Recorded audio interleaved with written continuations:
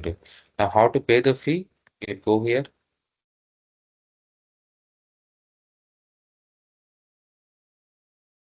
Select your application. So if you're applying for permanent resident travel document, you will see this travel document, continue.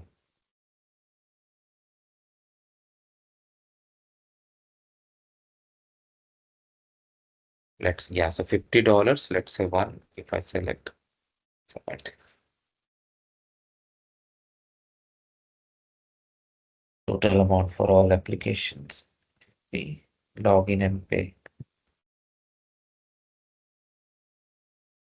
You can create an account and do this. Okay, you can register for it if you haven't. Okay, I have already done it, but yeah. So, you know what? Let's do it. Okay, put your email address and you put your email.